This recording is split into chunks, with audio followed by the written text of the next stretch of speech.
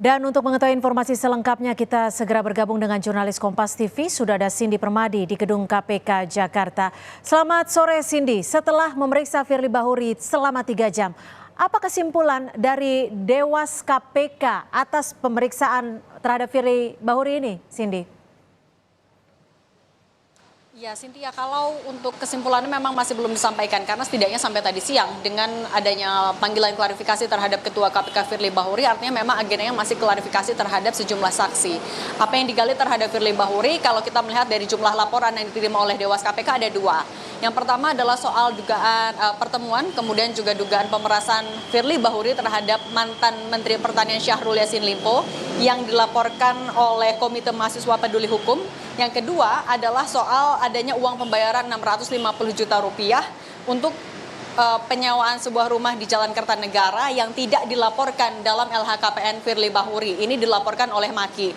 Kalau sebelumnya anggota Dewas KPK Albertina Ho juga sempat menyinggung kalau ada kemungkinan 2 laporan yang masuk ke Dewas KPK ini akan digabungkan menjadi satu agenda pemeriksaan.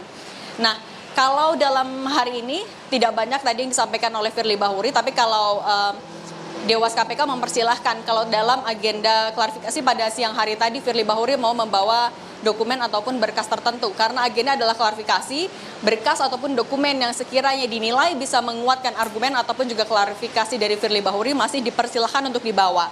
Firly tadi usai diperiksa selama 3 jam bilang kalau sudah menjelaskan semuanya terkait dengan laporan A sampai Z dan menyerahkan kepada Dewas KPK. Tapi apakah cukup? Nah, ini yang sama-sama kita nantikan. Apa kesimpulan dari Dewas KPK? Dewas membuka kemungkinan akan memanggil sejumlah saksi lain, termasuk juga mantan Menteri Pertanian Syahrul Yassin Limpo. Kalau dinilai usai pemeriksaan pada hari ini, masih ada keterangan yang tidak saling berkesesuaian. Nantinya bisa akan dikonfirmasi atau diperiksa ulang. Sudah ada juga sejumlah pimpinan KPK lain yang dipanggil dan diperiksa oleh Dewas KPK untuk semakin melengkapi konstruksi dari dugaan pelanggaran etik ini. Yang kalau pernyataan dari para pimpinan KPK sebelumnya yang ditanyakan oleh Dewas adalah soal pertemuan dan juga pemerasan oleh Ketua KPK kepada mantan-mantan Syahrul Yassin Limpo. Juga soal bagaimana mekanisme dan proses penanganan perkara di dugaan korupsi Kementerian Pertanian mulai dari pengaduannya, kemudian penindakan sampai bagaimana pengawasan di tingkat pimpinan KPK. Sebenarnya kalau kita ingat laporan pertama kali diterima atau disampaikan kepada Dewas KPK awal Oktober. Tapi salah satu yang buat kasus ini, dugaan pengusutan dugaan pelanggaran etik di Dewas KPK ini berlarut-larut adalah karena Ketua KPK Firly Bahuri yang juga beberapa kali tidak menghadiri agenda klarifikasi dari Dewas KPK. Awalnya Ketua KPK Firly Bahuri dijadwalkan hadir dalam klarifikasi pada tanggal 27 Oktober 2023. Tidak hadir, minta dijadwalkan setelah tanggal 8 November 2023, kemudian dijadwalkan tanggal 13 tapi tidak hadir dengan alasan ada agenda giat KPK yang harus dihadiri, meminta pada tanggal 14, tapi pada tanggal 14 Dewas KPK yang tidak bisa. Baru hari ini akhirnya Firly Bahuri memenuhi panggilan klarifikasi atau undangan klarifikasi dari Dewas KPK. Artinya ini menjadi jadwal yang ketiga yang dihadiri oleh Firly Bahuri.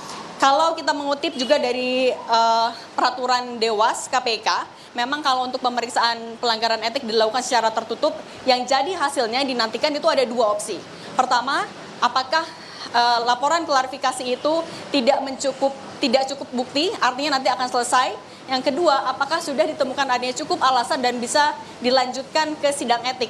Nah, ini yang juga disinggung oleh peneliti Pukat UGM Zainur Rohman soal desakan agar Dewas KPK bisa bersikap lebih tegas karena ini bukan hanya terkait dengan KPK tapi juga mempengaruhi bagaimana kepercayaan publik. Mengingat kalau menurut peneliti Pukat UGM tadi sudah cukup bukti yang dikantongi oleh Dewas KPK.